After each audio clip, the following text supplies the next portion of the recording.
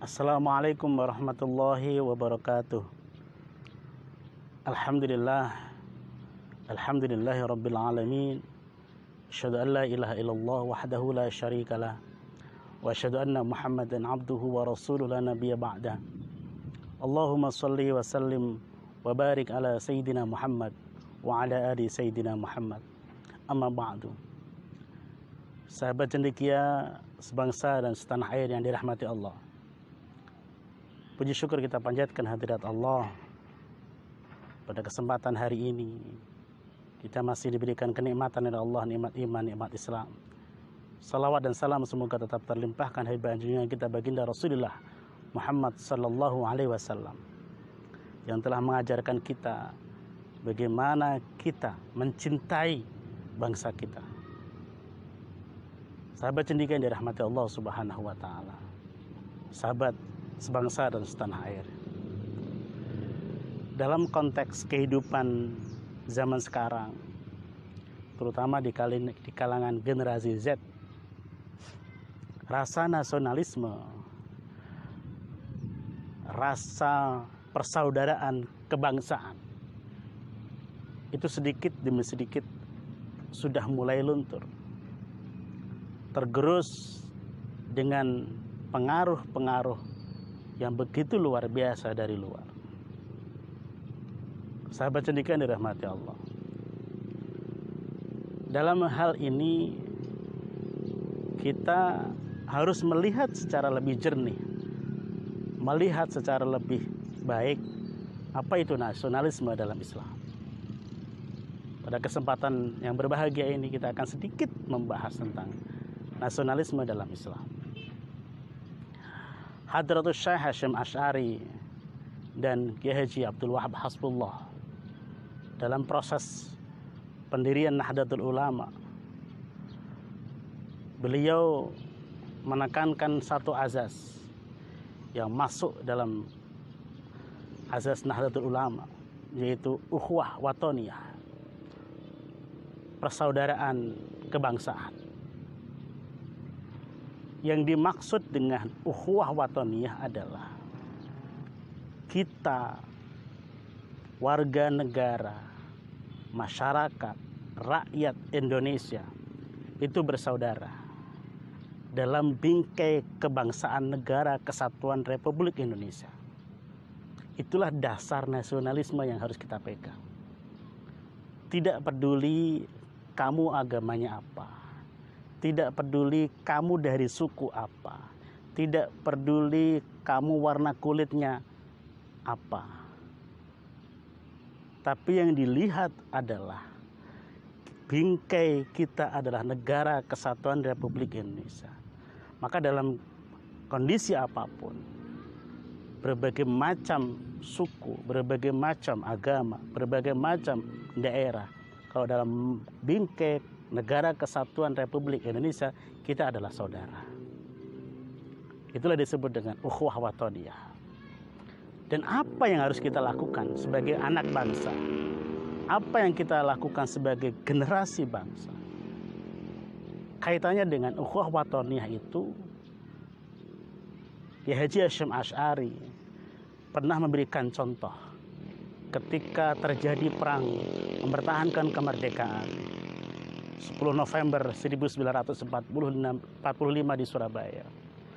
Ketika itu tentara-tentara gabungan penjajah dari Inggris dan Belanda menginvasi Surabaya.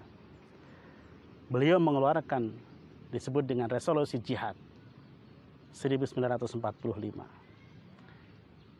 Yang dalam resolusi itu beliau menekankan bahwa hubbul waton minal iman.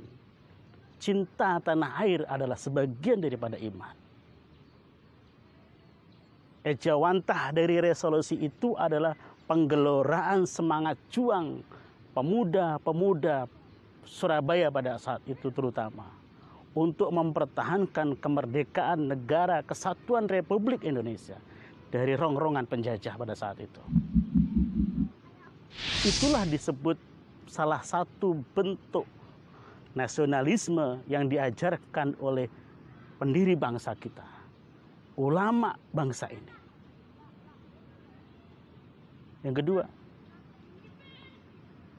Ya Haji Hasyim Asy'ari, Ya Abdul Wahab Hasbullah menyetujui 7 kata di sila pertama dari Pancasila, yaitu kewajiban menjalankan syariat agama Islam bagi pemeluknya.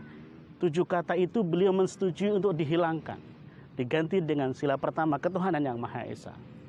Karena dilihat adalah watoniyahnya, persaudaraan kebangsaannya. Karena kalau 7 kata itu tetap ada dalam sila kesatuan, sila Pancasila, maka akan terjadi namanya disintegrasi bangsa. Sahabat cendekia yang dirahmati Allah Subhanahu wa Ta'ala, belajar dari itu, kita sebagai generasi muslim, kita sebagai generasi bangsa, sahabat cendekia sebagai penerus estafet perjuangan bangsa ke depan, maka apa yang harus kita lakukan? Yang kita harus lakukan adalah kita memiliki jiwa nasionalisme yang kuat. Kita memiliki jiwa nasionalisme yang tinggi. Dalam Islam itu tidak salah. Dalam Islam itu malah menjadi sebuah keharusan bahwa kita membela bangsa dan negara ini. Kita berjuang untuk bangsa dan negara ini. Itu adalah bagian dari iman, keimanan kita kepada Allah Subhanahu wa Ta'ala. Sahabat cendekia yang dirahmati Allah Subhanahu wa Ta'ala, apa yang harus kita lakukan? Yang harus kita lakukan adalah bagaimana kita berjuang mengisi kemerdekaan ini, memperjuangkan kemerdekaan ini, hasil jerih payah para pahlawan bangsa ini kita isi dengan nilai-nilai atau karya-karya yang positif. Kita isi dengan hal-hal yang positif yang bisa mengangkat bangsa Indonesia ke derajat yang tinggi di antara negara-negara yang lain. Sahabat cendekia yang dirahmati Allah Subhanahu wa Ta'ala, karena jiwa nasionalisme itulah bangsa kita sampai hari ini masih bertahan, sampai hari ini masih aman. Coba kita lihat bangsa-bangsa yang lain. Bangsa Eropa adalah satu bangsa yang disokong oleh banyak negara. Negaranya banyak, bangsanya banyak. Tapi Indonesia masih bisa bersatu. Padahal Indonesia terdiri dari berbagai macam negara, bangsa. Ada bangsa Bugis, Jawa, Sunda, Padang, dan lain-lain. Tapi bersatu dalam bingkai negara kesatuan Republik Indonesia. Sahabat cendekia yang dirahmati Allah Subhanahu wa Ta'ala, mari kita jangan hanya bisa makan ketupat, tapi bagaimana kita bisa membuat ketupat. Artinya apa? Jangan hanya kita bisanya merusak sesuatu yang sudah direkatkan, tapi kita belajar bagaimana kita merekatkan, kita merajut simpul-simpul itu menjadi sebuah satu kesatuan yang kuat. Tugas kita itu.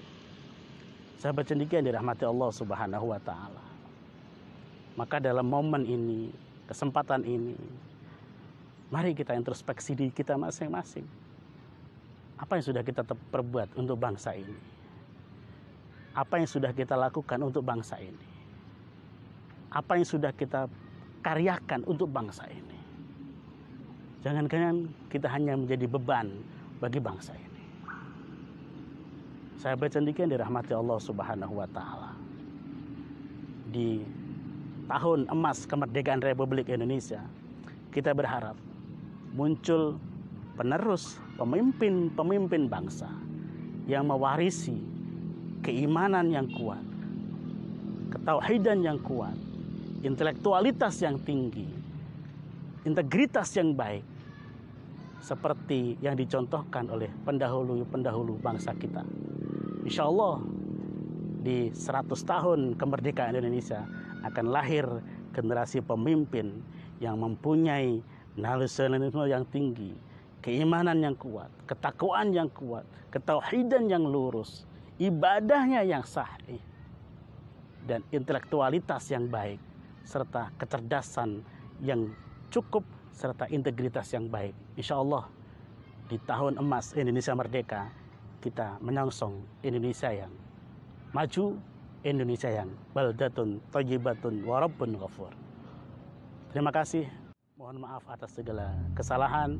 Wallahu muwaffiq ila aqwamit thoriq. Assalamualaikum warahmatullahi wabarakatuh.